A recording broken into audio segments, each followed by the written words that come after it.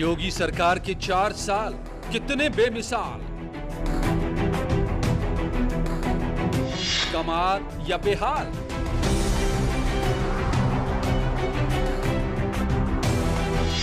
दावा है कि 4 साल विश्वास के, प्रगति और विकास के।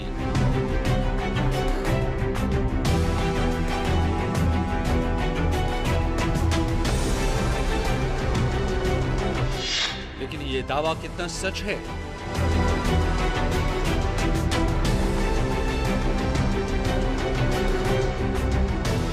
शिक्षा, स्वास्थ्य, बिजली, सड़क और कानून व्यवस्था के मामले में यूपी सरकार पहले से कितनी बेहतर हुई है?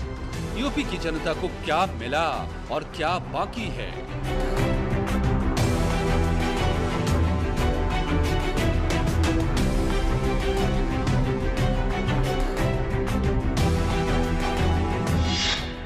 आज हम आपको आंकड़ों के साथ दिखाएंगे 5 विभागों की रिपोर्ट।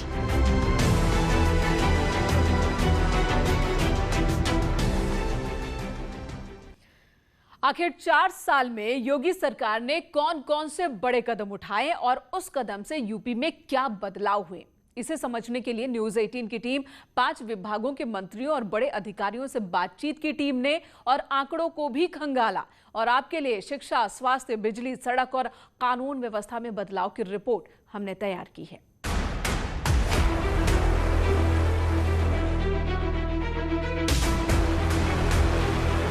योगी सरकार की बोलती तस्वीरें।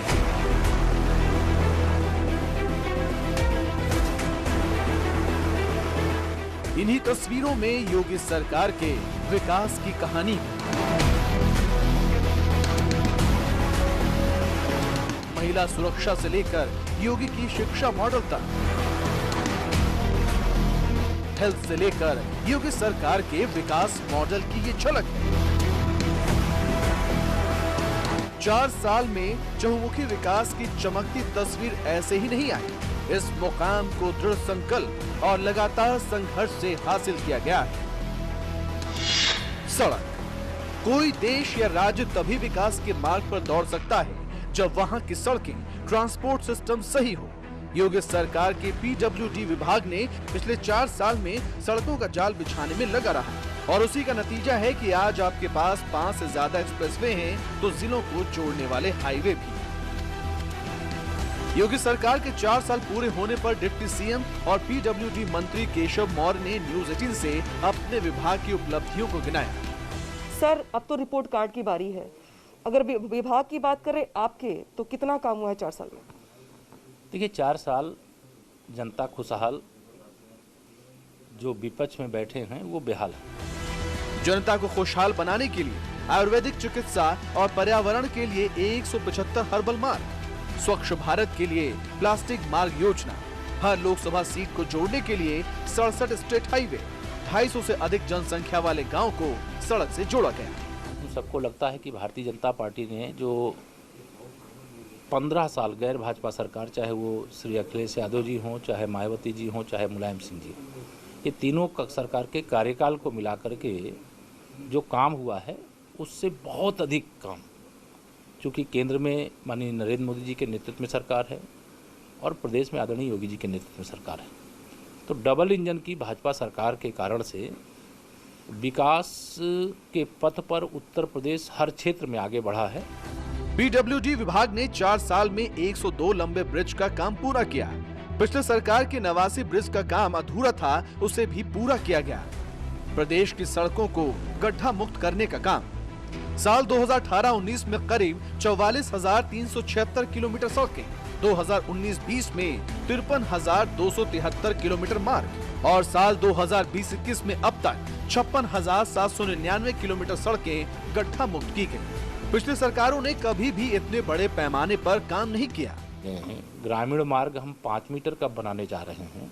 जो प्रतिभाशाली बच्चे हैं उनको डॉक्टर APJ अब्दुल कलाम गौरव पथ के नाम से उनका बच्चे का फोटो लगा करके उसके घर तक की सड़क बना रहे हैं। जिस विद्यालय से टॉपर बच्चे निकल रहे हैं उनके विद्यालय तक की सड़क बना रहे हैं। जो खिलाड़ी राष्ट्रीय और अंतर्राष्ट्रीय पदक जीत करके आते हैं, मेजर ध्यानचंद विजय पद के नाम से उनके घर तक की सड़क बनाने का काम करते हैं।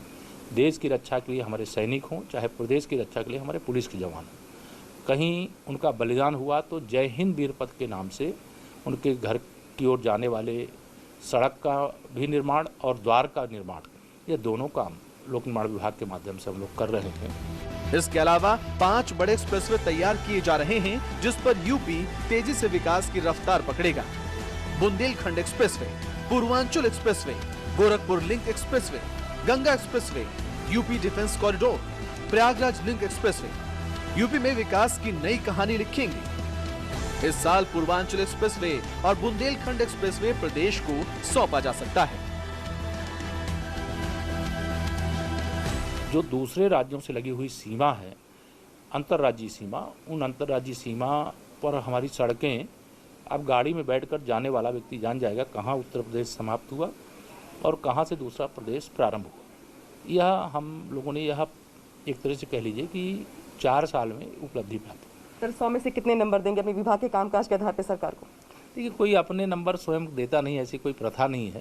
लेकिन मैंने आपको कहा कि आप विपक्ष के भी किसी नेता से आप कैमरा बात करिए तो वह जो आपको जवाब दे देगा वही जवाब आप मानिएगा कि अब 100 में से 100 नंबर तो कोई देता नहीं है। लेकिन मुझे नहीं लगता है कि कोई नंबर विपक्ष का भी कोई नेता काटने का।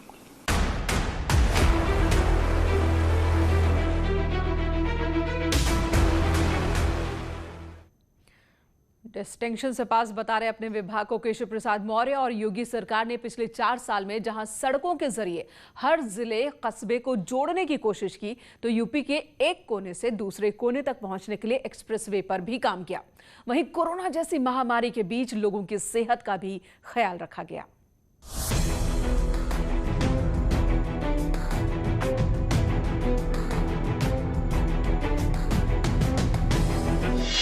योगी सरकार के 4 साल, यूपी की सेहत में कितना सुधार?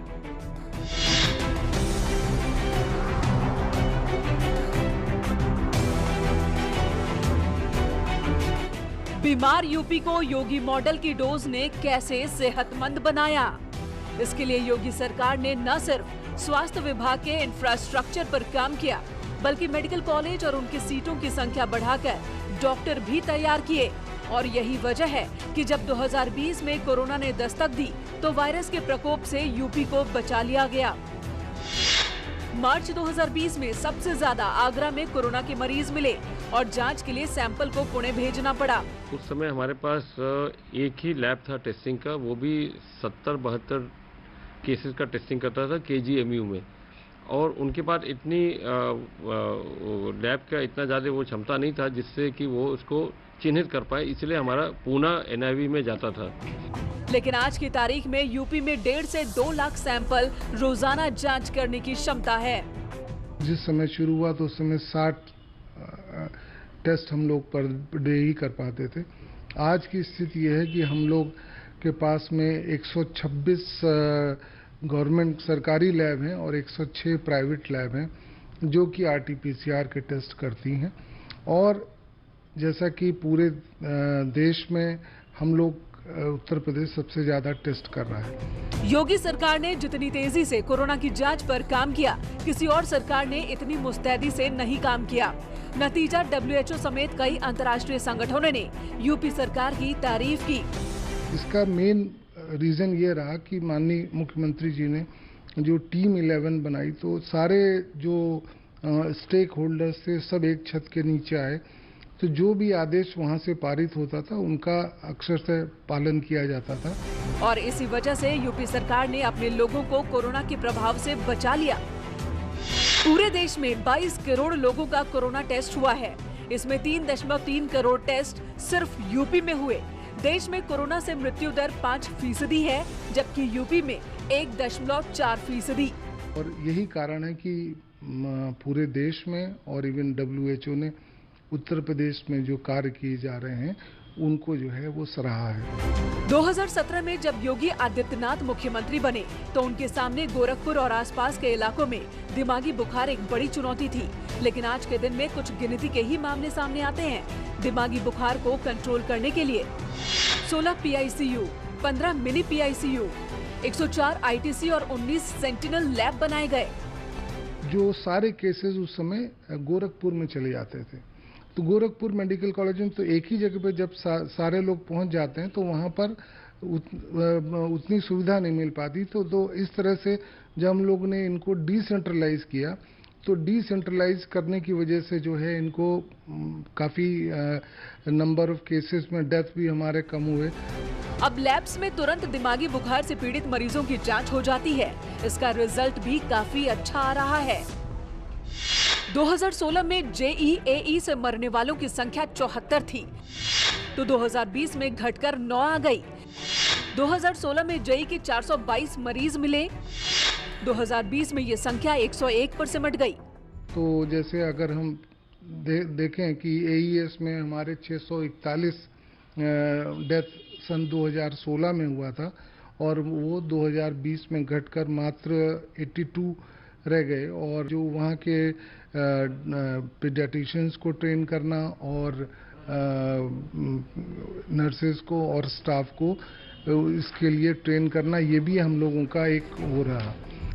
टीबी के मरीजों के लिए 451 नोट मशीनें जिला अस्पतालों में लगाई गई हैं। सघन मिशन इंद्रधनुष के तहत गर्भवती महिलाओं में टीका लगाए जाने का कार्यक्रम भी चल रहा है।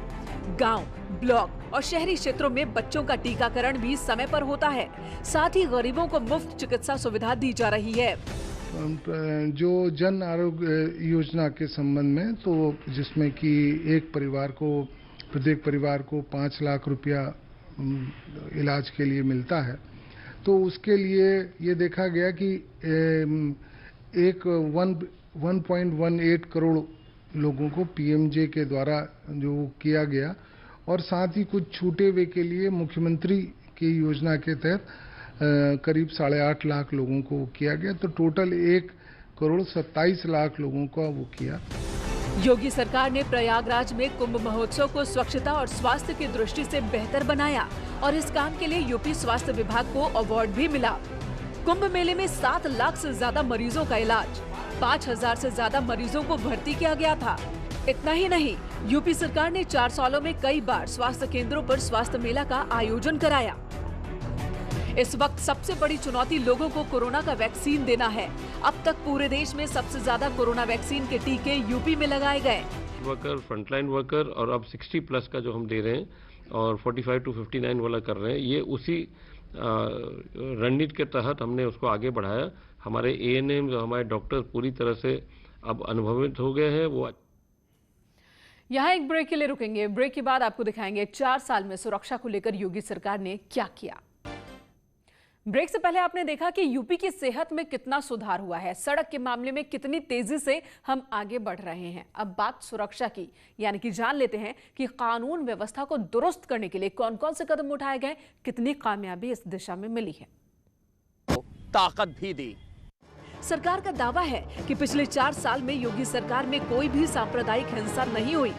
ऑन रिकॉर्ड है कि किसी भी तरीके का कोई सांप्रदायिक दंगा इस दौरान नहीं हुआ और ना ही कोई ऐसी घटना हुई जिससे कि सामाजिक सद्भाव बिगड़ा हो। चाहे प्रयागराज जैसे महाकुंभ हो या फिर कांवड़ यात्रा या किसी भी धर्म का त्योहार, यूपी पुलिस ने सब कुछ शांति तरीके से निपटाया। कुंभ का पर्व और अन्य सभी धर्मों के जो त्योहार और आयोजन थे वो सकुशल कराए गए। जीरो टॉलरेंस अपराध और अपराधियों के प्रति जो शासन की नीति है उसके तहत भी बहुत अच्छी कार्रवाई हुई है। योगी सरकार के 4 साल में क्राइम रेट में भी भारी गिरावट दर्ज की गई है। 2017 में 448, 2020 तक आते आते सिर्फ 85 डकैती के मामले ही दर्ज हुए। पुलिस की मुस्तैदी की वजह से लूट के केस में भी भारी कमी आई है। 2016 में लूट के 4080 मामले दर्ज हुए थे, जबकि 2020 में ये घटकर सिर्फ 1384 रह गए।